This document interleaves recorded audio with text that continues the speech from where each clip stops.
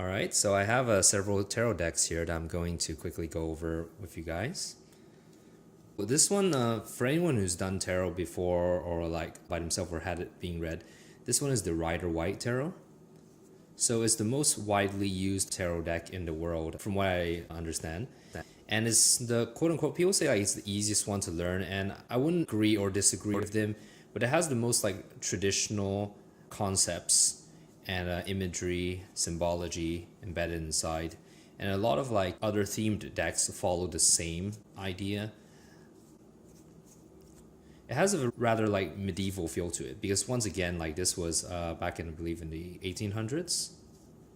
Might be a bit off on that. I'm not too much of a historian, but yeah, it has a very old feel to it. So those who are into like the Renaissance type art, or even it's way beyond that, the medieval art actually, this is something that would be of interest for you guys.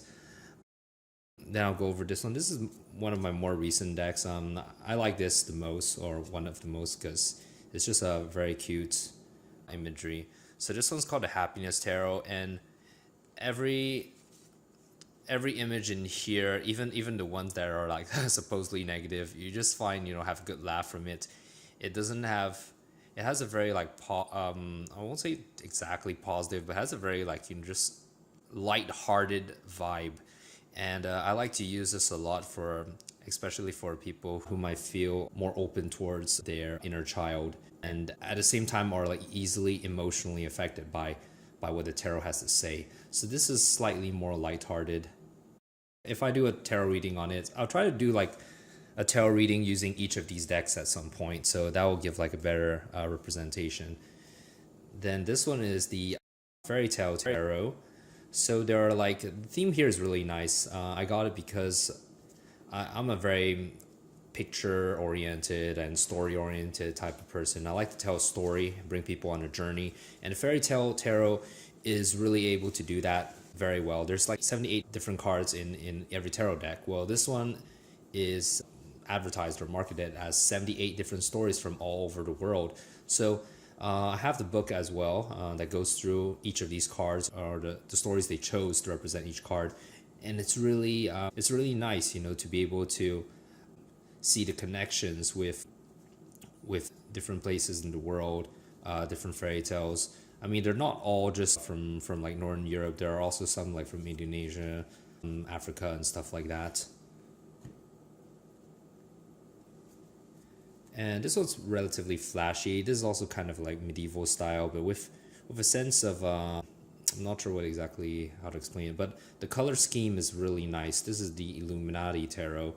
It's also another one of my favorite. Actually, I have all these decks are good. That's why like I bought them.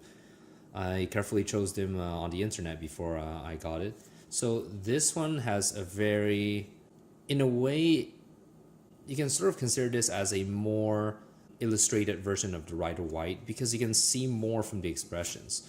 So let's say like from this card in particular, the facial expressions are very much amplified in this deck.